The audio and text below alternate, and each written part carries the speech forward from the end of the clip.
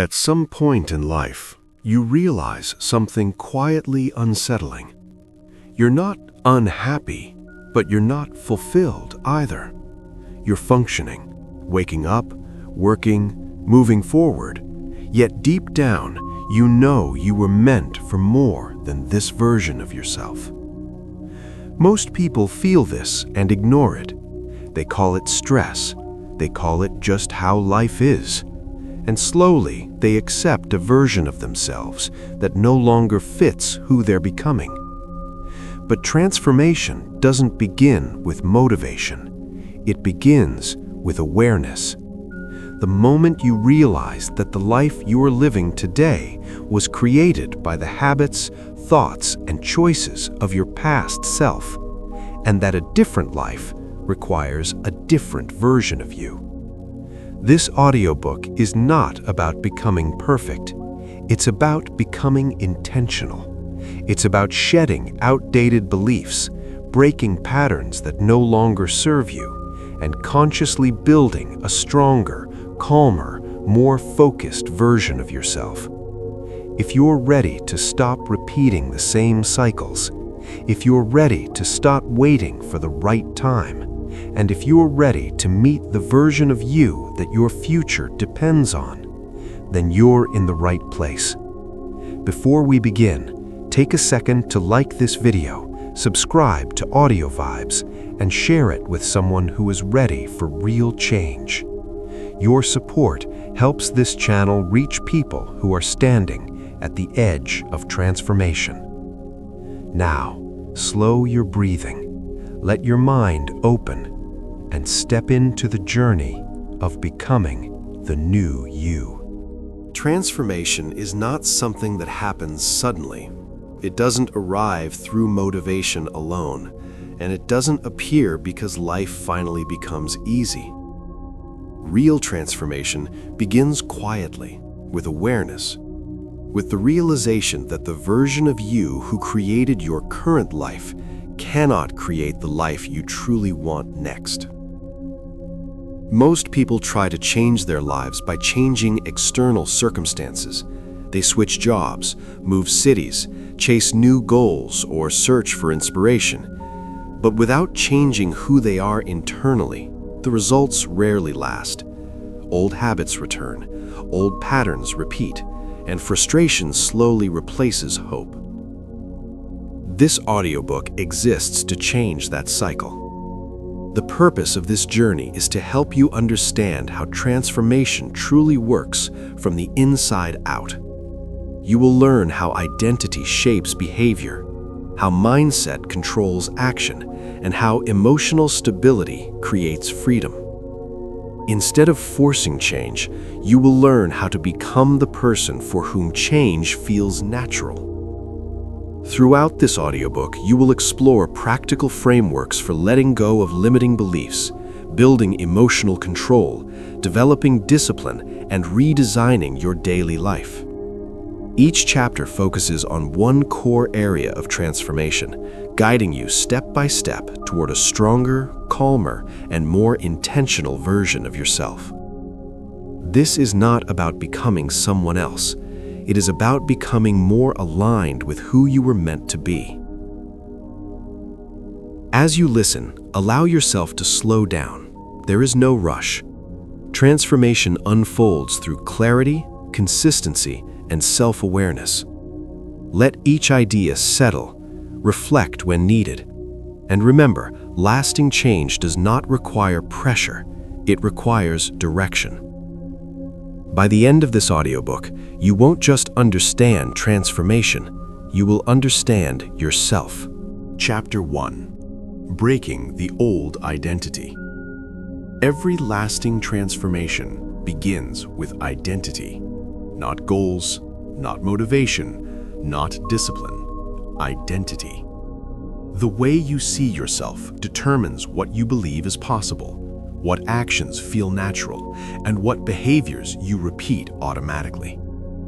If you try to change your life without changing your identity, the change will always be temporary. You may succeed for a short time, but eventually you return to familiar patterns, not because you are weak, but because your identity pulls you back. Most people never question their identity. They say things like, "I'm just not disciplined," "I've always been anxious," or "I'm not the type of person who succeeds."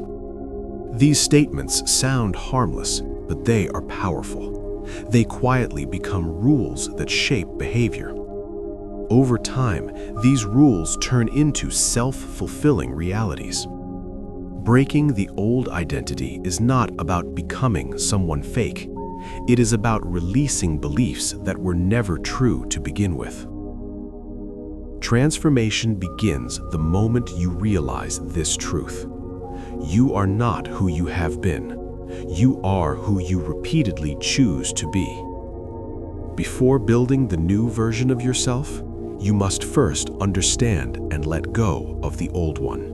In this chapter, we will explore 3 key parts that break this concept down clearly and practically. Part 1. How identity is formed without your awareness. Your identity was not chosen consciously. It was shaped slowly through experiences, repetition, and emotional moments. Early successes, failures, criticism, praise, all of these quietly wrote stories in your mind about who you are and what you are capable of. Over time, these stories became beliefs, and beliefs became behavior. Consider someone growing up being told they are average. Not bad, not exceptional, just average. As an adult, they may avoid ambitious goals, not because they lack ability, but because aiming higher feels uncomfortable. Their identity limits them long before effort ever begins. Let me tell you a story of a man from Manchester who worked as a customer support representative. For years, he believed he was not leadership material. That belief wasn't based on evidence. It came from a few early experiences where his ideas were ignored. Over time, he stopped speaking up. He avoided responsibility. He stayed in the same role for years, feeling stuck and undervalued. One day, during a performance review, his manager told him something surprising, that he was reliable, thoughtful, and respected by his colleagues. That moment created discomfort. It didn't match his identity, but it planted a question. Slowly, he began testing a new behavior, contributing in meetings, mentoring new hires, volunteering for small leadership tasks. Within 2 years, his role changed completely. Not because he suddenly became smarter, but because his identity shifted. Identity is not truth. It is repetition plus emotion. Part 2. Why your old identity resists change. The old identity feels safe, familiar, predictable. Even when it causes pain, it offers certainty. This is why change feels uncomfortable. Your mind is not trying to sabotage you. It is trying to protect you from the unknown. Growth threatens the existing identity, and the mind responds with resistance. You may feel this as self-doubt, procrastination, or sudden exhaustion when trying something new. That's not laziness, that's identity friction. You are stepping outside the version of yourself your mind recognizes. A woman from Austin worked as a nurse for nearly a decade. She was skilled, respected, and exhausted. Deep down, she wanted to transition into healthcare consulting, but every time she explored the idea, fear surfaced. Who am I to do that? What if I fail? The truth was not lack of ability, it was attachment to an identity that felt secure. Change began when she stopped asking, "Can I do this?" and started asking, "Who would I need to become to do this?" That question changed everything. She didn't quit overnight. She studied after work, took small steps. Slowly, her identity shifted from just a nurse to a professional capable of growth. Today, her work looks completely different, but the transformation started internally. Growth requires discomfort because comfort belongs to the old identity. Part 3. letting go without fighting yourself. Breaking the old identity does not require force. You don't need to hate your past self or feel ashamed of where you are. The old identity once protected you. It helped you survive, but it is no longer needed. The key is replacement, not resistance. Instead of saying, "I need to stop being lazy," say, "I am becoming someone who follows through." Instead of, "I'm bad with stress," say, "I'm learning how to respond calmly under pressure." This shift is subtle but powerful. You are not attacking yourself. You are redirecting your identity gently.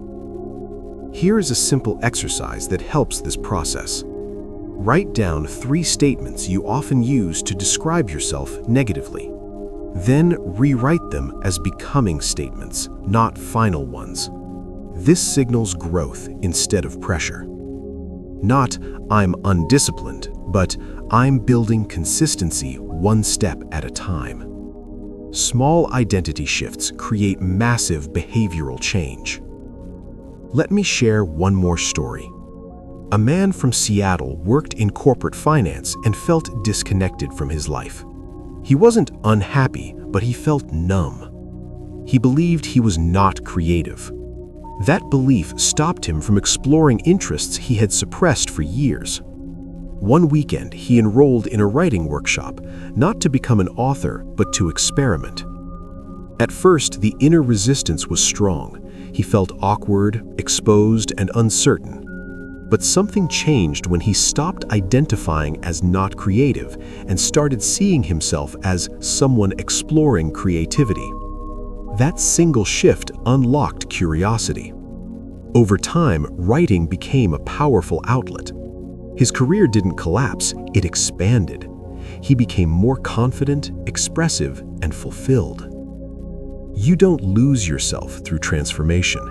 You reclaim parts you abandoned.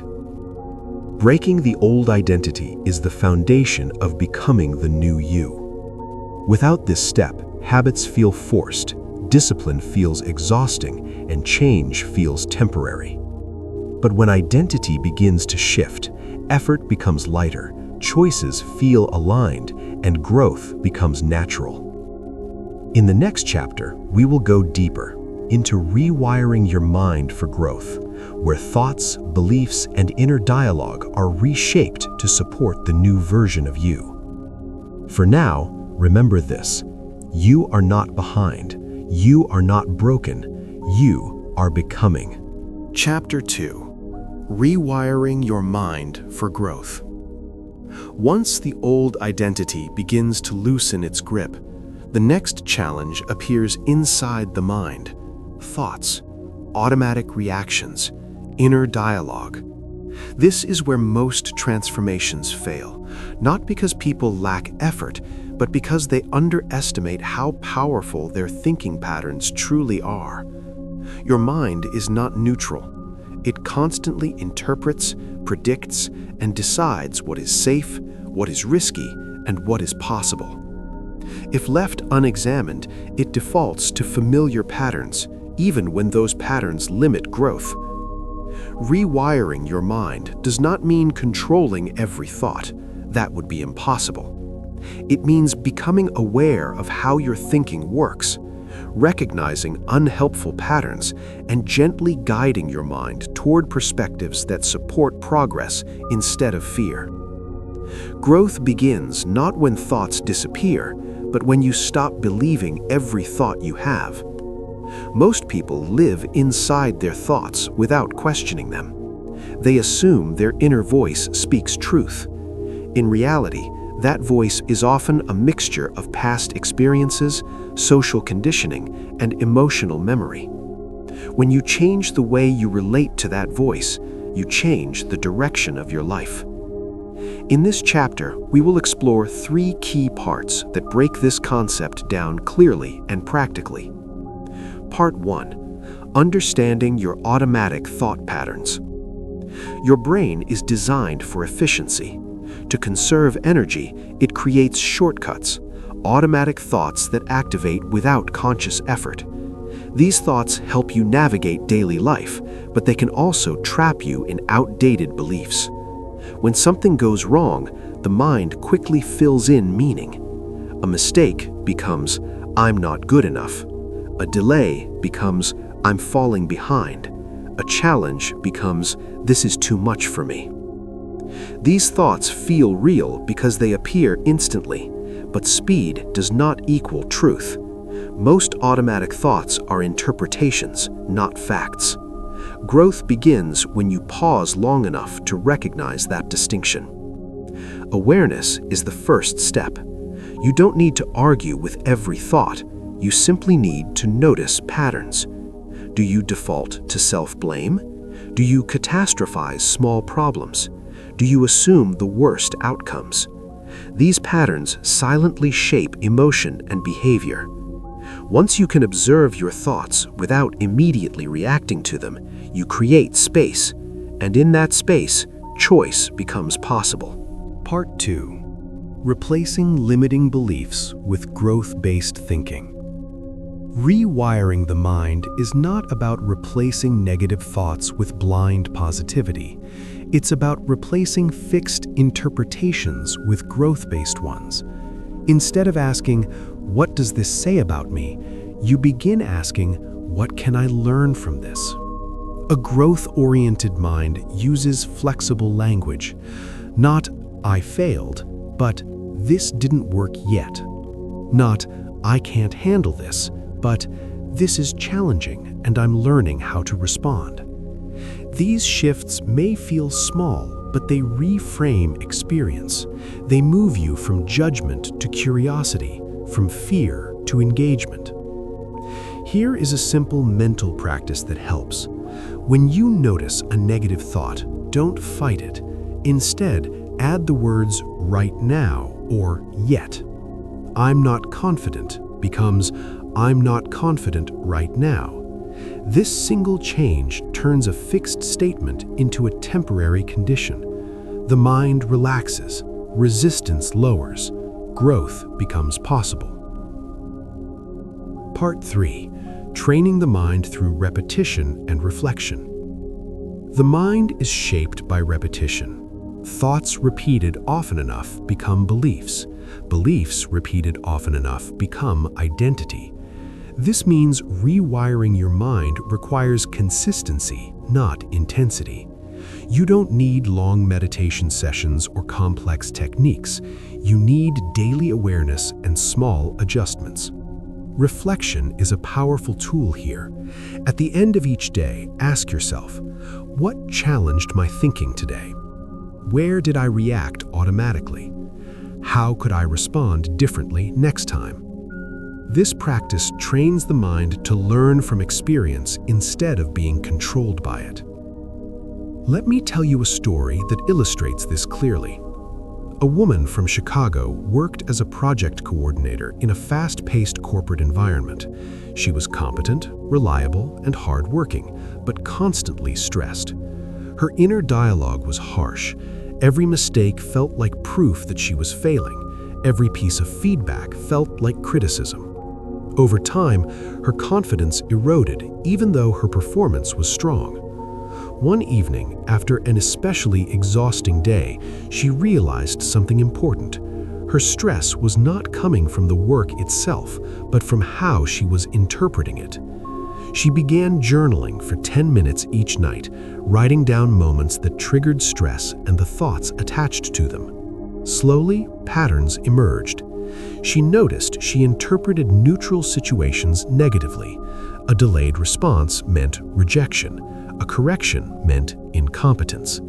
Once she saw this pattern, she started challenging it, not aggressively, but gently. She asked herself alternative explanations. She reminded herself of evidence. Over months, her mind softened. The work didn't change. She did. Her stress levels dropped, her confidence grew, and for the first time in years, she felt mentally steady, not because life became easier, but because her mind became stronger. Rewiring your mind for growth is not a one-time event. It is an ongoing practice. Some days will feel clear, Others will feel messy.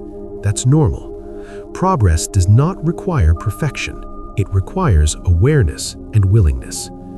When your mind learns to support you instead of attack you, growth becomes sustainable. Stress becomes manageable. Challenges become engaging.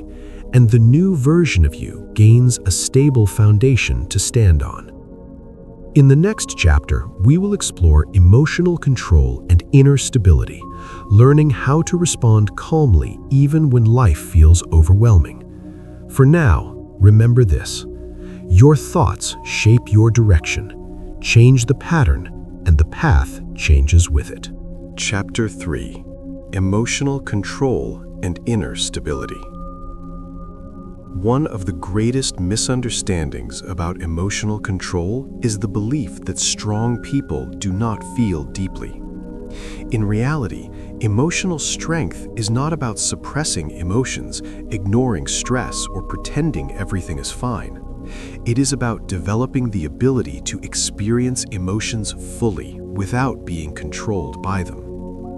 Inner stability is what allows you to move through pressure, uncertainty, and challenge without losing direction.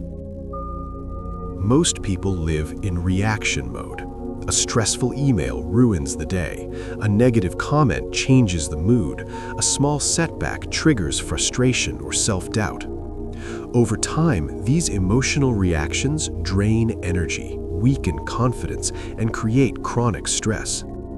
Emotional control is not about eliminating emotion. It is about mastering response. When you gain control over how you respond internally, the external world loses its power to destabilize you. That is when clarity replaces chaos and growth becomes sustainable rather than exhausting. In this chapter, we will explore 3 key parts that break this concept down clearly and practically. Part 1: Understanding emotional triggers. Emotions do not appear randomly. They are responses to interpretation. The same situation can create calm in one person and stress in another. The difference lies in perception. Emotional triggers are often rooted in past experiences, unresolved fears, or deeply held beliefs about self-worth and control.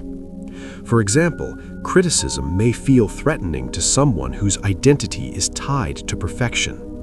Uncertainty may feel overwhelming to someone who needs control.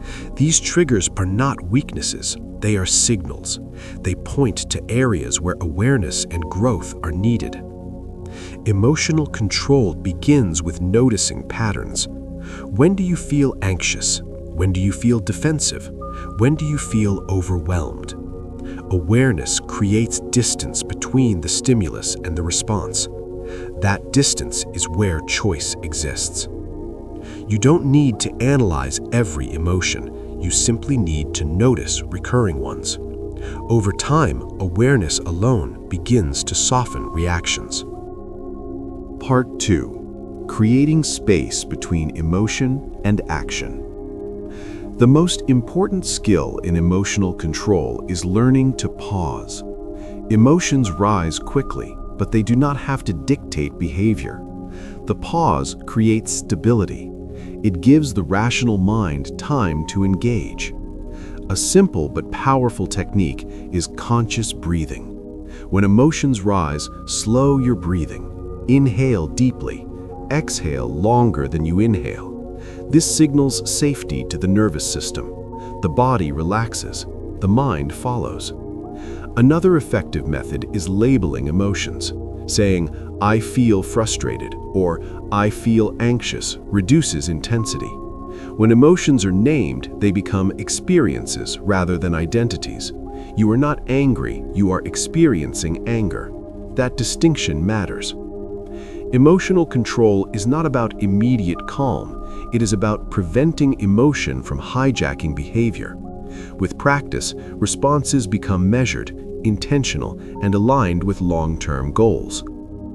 Part 3: Building inner stability through practice. Inner stability is built through repeated exposure to challenge with conscious response. You do not become emotionally stable by avoiding stress. You become stable by learning to remain centered while stress is present. Let me share a story that illustrates this clearly. A man from London worked as a senior operations manager in a logistics company. His role was demanding. Tight deadlines, constant communication, and frequent pressure defined his days. On the surface, he was successful. Internally, he was constantly tense. He carried stress home, snapped at family members, and struggled to sleep. His emotions controlled his energy. One morning, after a particularly difficult week, he realized something important. His environment was not changing. The demands would remain. If he wanted a better life, his response had to change. He began practicing small moments of emotional awareness during the day. Before responding to emails, he paused. When frustration rose, he focused on breathing. He stopped reacting instantly. Over months, these small practices transformed his internal world. The pressure did not disappear, but his reactions softened. His clarity improved. He became known for being calm under stress. His authority grew, not because he dominated, but because he remained steady. Inner stability became his advantage. Emotional control also requires self-compassion. Growth is not linear. You will still react emotionally at times. That is not failure, it is part of the process. Each moment of awareness strengthens emotional intelligence. Here is a simple daily practice. At the end of the day, reflect on one emotional moment. Ask yourself what triggered it and how you responded. Without judgment, consider how you might respond next time. This reflection builds emotional literacy and resilience. Inner stability changes everything. It improves relationships, decision-making, and overall well-being. When emotions no longer dictate behavior, you regain control over your life. Stress becomes manageable, confidence becomes grounded, growth becomes sustainable. In the next chapter, we will explore discipline that builds the new you, how structure and consistency support transformation without burnout. For now, remember this: you cannot control every situation, but you can control your response, and that changes everything. Chapter 4: Discipline that builds the new you. Discipline is often misunderstood. Many people see it as punishment, restriction, or a harsh form of self-control. They imagine discipline as forcing yourself to do things you hate, even when you are exhausted or unmotivated. This misunderstanding causes people to resist discipline, even though it is one of the most powerful tools for transformation. True discipline is not about force. It is about alignment. Discipline is the bridge between the person you are today and the person you want to become. It is not built through extreme routines or sudden lifestyle overhauls. It is built quietly through structure, consistency, and self-respect. When discipline is designed correctly, it does not drain you, it stabilizes you. Without discipline, motivation fades. Without discipline, growth becomes inconsistent. Without discipline, the new version of you never fully forms. But when discipline is rooted in clarity instead of pressure, it becomes sustainable and even calming. In this chapter, we will explore 3 key parts that break this concept down clearly and practically. Part 1: Redefining discipline as self-trust. At its core, discipline is not about control, it is about trust. Every time you follow through on a commitment you made to yourself, you strengthen self-trust. Every time you break that commitment, even a small one, self-trust weakens. Over time, this relationship with yourself determines confidence, self-respect, and emotional stability. Most people struggle with discipline because they set unrealistic expectations.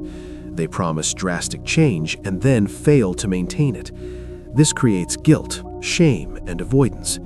Eventually, they stop trusting themselves altogether. Real discipline starts small. It is not about doing everything, it's about doing something consistently. When you keep small promises, your nervous system feels safe, your mind relaxes, growth feels possible again. You don't need to wake up at 5 a.m. You don't need a perfect routine. You need reliability. Discipline becomes powerful when it says, I do what I said I would do, especially when it's uncomfortable. Part 2. Structure creates freedom, not limitation. Many people associate structure with restriction. In reality, structure is what creates freedom. When your days have no structure, decision fatigue increases. You waste energy choosing what to do next, reacting to distractions, and responding emotionally to circumstances. Structure removes unnecessary decisions. When you decide in advance when you work, rest, learn, and reflect, your mind no longer negotiates with itself all day. This reduces stress and increases focus. A simple structure might include a consistent start to the day, a clear priority list, defined work and rest periods, and a closing ritual to reflect and reset. This is not rigidity, this is stability. Let me tell you a story that captures this clearly. A man from San Diego worked as a freelance video editor. His schedule was flexible, but his stress levels were high. He worked late, skipped breaks, and constantly felt behind. Some days he was productive, other days completely drained. He believed freedom meant no structure. Eventually, burnout forced him to change. He created a simple daily framework, not strict hours, but boundaries. He started work at the same time each day, planned only 3 priorities, and ended work with a clear stopping point. Within weeks, his stress reduced, his output increased, his creativity returned. Structure didn't limit his freedom, it protected it. Part 3. Discipline during low motivation. Motivation is unreliable. It comes and goes based on mood, sleep, stress, and circumstances. Discipline is what carries you forward when motivation disappears. But this does not mean pushing endlessly. It means having minimum standards. On low energy days, discipline says, do the minimum, but do not disappear. Instead of skipping entirely, you scale down. Instead of perfection, you choose presence. 10 minutes of effort maintains identity. One small action keeps momentum alive. This approach prevents the all-or-nothing cycle that destroys consistency. Another story illustrates this well. A woman from Bristol worked as a secondary school teacher. Her days were emotionally demanding, and by evening she felt depleted. She wanted to improve her health and personal growth, but exhaustion often stopped her. Instead of quitting, she adopted a minimum discipline rule. On hard days, she only needed to do 5 minutes of movement and write 1 sentence in a journal. Those small actions kept her connected to her goals. Over time, her energy improved, her confidence grew, and her habits expanded naturally. Discipline didn't overwhelm her, it supported her. Discipline also requires compassion. Some days will break structure. Life happens. The goal is not perfection, it is return. Each time you return to your discipline after disruption, you strengthen resilience. Here is a simple practice. At the end of each day, ask yourself one question. Did I act in alignment with the person I'm becoming at least once today? That is enough. Discipline is not about becoming rigid, it is about becoming reliable. It is how the new version of you is built, quietly, steadily, and sustainably. In the next chapter, we will explore redefining failure and self-worth, learning how to grow without letting setbacks define you. For now, remember this. Discipline is not pressure from the outside, it is respect from the inside. Chapter 5. Redefining Failure and Self-Worth. For most people, failure is not just an event. It becomes an identity. A missed opportunity turns into, "I'm not capable." A rejection becomes, "I'm not good enough." A setback quietly reshapes how a person sees themselves. This is one of the most destructive patterns in human psychology, the habit of attaching self-worth to outcomes.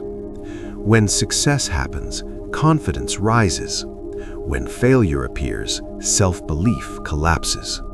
Life becomes an emotional roller coaster, controlled by results instead of values. True transformation begins when you separate who you are from what happens to you. Failure does not define you, it informs you. Until this distinction is deeply understood, growth will always feel painful, and progress will feel fragile. This chapter exists to dismantle the false connection between failure and self-worth, and to replace it with a healthier, more powerful framework for growth. In this chapter, we will explore 3 key parts that break this concept down clearly and practically. Part 1. How failure becomes personal. Failure becomes painful when it feels personal. This usually happens when self-worth is built on performance, approval, or comparison. From an early age, many people learn that being valued means being successful, praised, or right. Over time, mistakes stop feeling like events and start feeling like character flaws. The mind begins to say, "If I fail, something must be wrong with me." This belief is subtle but powerful. It creates fear of trying, fear of exposure, and fear of growth. People avoid challenges not because they are lazy, but because failure threatens their identity.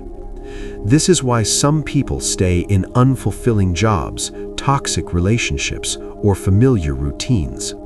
The pain of staying feels safer than the risk of failing somewhere new. Growth requires vulnerability, and vulnerability feels dangerous when self-worth is fragile. Understanding this pattern is the first step towards freedom. Failure only becomes personal when you allow it to define who you are. When you remove that meaning, failure loses its power. Part 2. Separating identity from outcomes. Outcomes are temporary. Identity should be stable. A healthy growth mindset is built on this foundation. Your value does not fluctuate with results. When you internalize this, everything changes. You begin to take risks without fear. You pursue growth without perfection. You learn faster because you are no longer protecting your ego. This does not mean you stop caring about results. It means results no longer control your self-respect. A powerful mental shift happens when you move from "I failed" to "this attempt didn't work." Language matters. Words shape perception. When you describe outcomes neutrally, the emotional charge weakens. Curiosity replaces shame. Learning replaces self-attack. Here is a simple reflection practice that helps this separation. After any setback, write down exactly what happened. Only facts, no judgments. Then write what you learned, nothing more. This trains the mind to process failure as information, not identity. Over time, this habit rewires emotional response. Failure stops feeling heavy, it becomes useful. Part 3. Using failure as a tool for growth. Failure is one of the most honest teachers in life. It exposes gaps in skill, preparation, strategy, or mindset. Success often hides these gaps. Failure reveals them clearly. People who grow consistently are not those who fail less, they are those who recover better. Let me tell you a story that brings this to life. A man from San Diego worked as a product manager in a tech company. He was ambitious, intelligent, and driven. When he was finally given the chance to lead a major product launch, he poured everything into it. But the launch failed. User adoption was low. Feedback was harsh. Internally, he was devastated. At first, the failure felt personal. He replayed meetings in his head. He questioned his competence. He considered leaving the company entirely. His self-worth collapsed because he had tied his identity to success. After weeks of frustration, something shifted. He began reviewing the project without emotion. He analyzed decisions, communication gaps, and assumptions that turned out to be wrong. Slowly, the story changed. The failure was no longer about him, it was about the process. That shift saved his career. Instead of quitting, he documented lessons, improved his approach, and applied those insights to future projects. 2 years later, he led another launch, this time successfully. But the real success wasn't the product, it was his resilience. Failure no longer threatened his identity, it sharpened it. This is what growth looks like when self-worth is stable. Redefining failure also changes how you experience stress. When mistakes no longer feel like threats, pressure decreases. You become more present, more focused, and more willing to experiment. Creativity increases. Confidence becomes quieter but stronger. This does not mean failure stops hurting entirely. Disappointment is natural, but it no longer lingers. It no longer poisons motivation or self-respect. A simple habit to reinforce this mindset is asking one question after setbacks. What would someone who believes in their own worth do next? That question redirects energy towards action instead of rumination. Failure is not the opposite of success. It is part of the path. When you stop using failure to measure your worth, you gain freedom. Freedom to try, freedom to learn, freedom to evolve. Growth becomes lighter, progress becomes sustainable.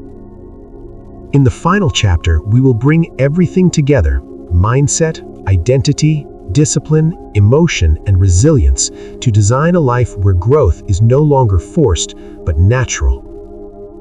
For now, remember this truth. Your value is constant, even when outcomes are not. Chapter 6: Becoming the New You for Life. Transformation is meaningless if it is temporary. Many people change for a few weeks, sometimes even months, but slowly drift back into old patterns. Not because they failed, but because they never designed a life that could sustain the new version of themselves. Becoming the new you is not about reaching a destination. It is about creating a system, an environment, and a mindset that continuously supports growth, clarity, and alignment. At this stage of the journey, you are no longer trying to fix yourself. You are learning how to live as someone who grows. This chapter brings everything together: identity, mindset, emotional control, discipline, and resilience, and shows you how to turn transformation into a permanent way of life. This is where change becomes stable. This is where effort becomes natural. And this is where the new you stops feeling like an experiment and starts feeling like home. In this chapter, we will explore 3 key parts that break this concept down clearly and practically. Part 1: Designing a life that supports who you are becoming. Your life either supports your growth or slowly pulls you back. There is no neutral ground. Every environment shapes behavior. Your home, your workplace, your social circle, your digital space, and even your daily routines. If these environments are designed for the old you, the new you will always feel like it is swimming upstream. Most people underestimate this. They try to rely on willpower alone, but willpower is fragile. Environment is powerful. Ask yourself honestly, does your daily routine support focus or distraction? Do the people around you encourage growth or comfort stagnation? Does your environment make the right choices easy or exhausting? Designing a growth-aligned life doesn't require extreme changes. It requires intentional ones. Removing constant distractions, creating spaces that invite calm and clarity, choosing inputs, conversations, content, commitments that reinforce the identity you are building. Let me tell you a story that captures this shift clearly. A man from San Diego worked as a mid-level marketing strategist. He wasn't unhappy, but he felt permanently scattered. His days were reactive. His evenings were numb. He wanted to grow, mentally, professionally, emotionally, but felt constantly pulled backward. When he examined his life honestly, he realized his environment was working against him. Endless notifications, late-night scrolling, social circles centered on complaining rather than creating. Instead of trying to be more disciplined, he redesigned his life subtly.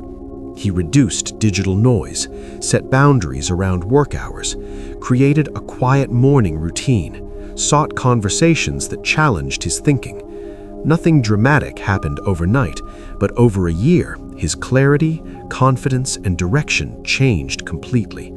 Growth became normal, not forced. Your environment is not just where you live. It is what you allow into your mind daily. Part 2. Living from identity, not motivation. Motivation is unreliable. It comes and goes. Identity is stable. When your actions are driven by identity, you don't ask, "Do I feel like doing this?" You ask, "Is this who I am becoming?" This is one of the most powerful shifts in transformation. The new you does not depend on excitement. The new you does not wait for perfect conditions.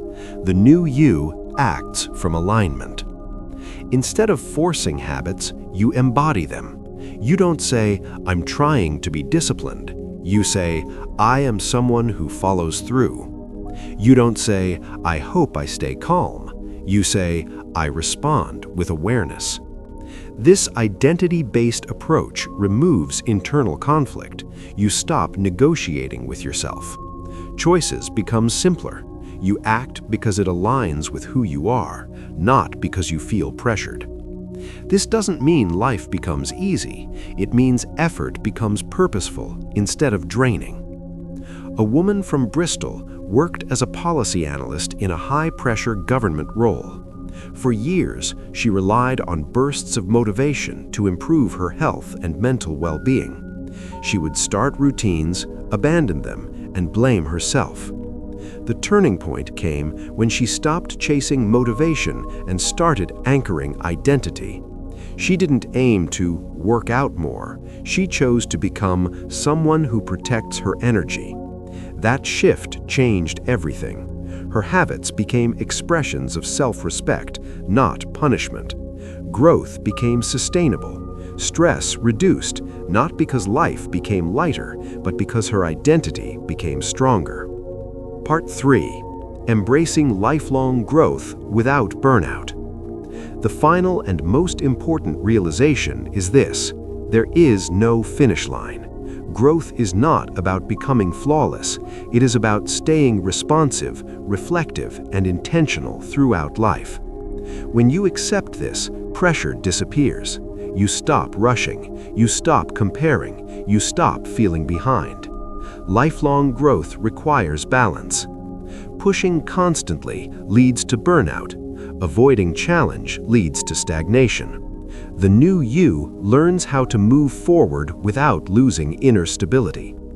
This means listening to your energy, resting without guilt, reflecting regularly, adjusting direction without shame. Growth becomes a rhythm, not a race. Let me share one final story. A man from New York worked in commercial real estate for over 15 years. He was ambitious, driven, and outwardly successful, but internally exhausted. His identity was built around constant achievement. Eventually, stress caught up with him, not dramatically, but quietly. Focus declined, joy faded. He realized growth without self-awareness had turned into self-erosion. Instead of quitting his career, he redefined growth. He introduced reflection into his life, built mental space, reduced unnecessary pressure, learned to grow with himself instead of against himself. Over time, his effectiveness improved, not because he worked harder, because he worked aligned. That is real transformation. Becoming the new you is not about rejecting who you were. It is about honoring that version and moving forward with awareness. Every chapter of this audiobook has guided you toward this realization. You are not static. You are not trapped. You are not finished. You are evolving. And the most powerful part is this: you don't need permission. You don't need validation. You don't need a perfect plan. You only need to keep choosing alignment again and again. The new you is not waiting in the future. The new you is created in the choices you make today. You've now reached the end of this transformation journey, but what you've gained here is not just information, it's awareness. Awareness of how identity shapes behavior. Awareness of how thoughts influence direction. Awareness of how emotional control, discipline, and intention quietly build the life you experience every day. Remember this clearly. Transformation is not about becoming someone new overnight. It is about making small, conscious shifts that slowly reshape who you are. Every habit you choose, every thought you question, every time you respond instead of react, you are becoming the new you. There will be days when progress feels slow, days when motivation fades, days when you question yourself. That does not mean you are failing. It means you are growing. Real change is quiet. It happens beneath the surface long before it becomes visible in your life. Take what resonated with you from this audiobook and apply it gently. You don't need to change everything at once. One decision, one habit, one mindset shift is enough to begin. Consistency will do the rest. If this audiobook helped you gain clarity, perspective, or direction, take a moment to like this video, subscribe to Audio Vibes, and share it with someone who is ready for real transformation. Your support allows this space to continue creating long-form, meaningful audiobooks designed to help people grow calmly and intentionally. And as you move forward, carry this truth with you. You are not late. You are not broken. You are not behind. You are becoming. Thank you for spending this time with Audio Vibes. We will see you in the next audiobook from Audio Vibes.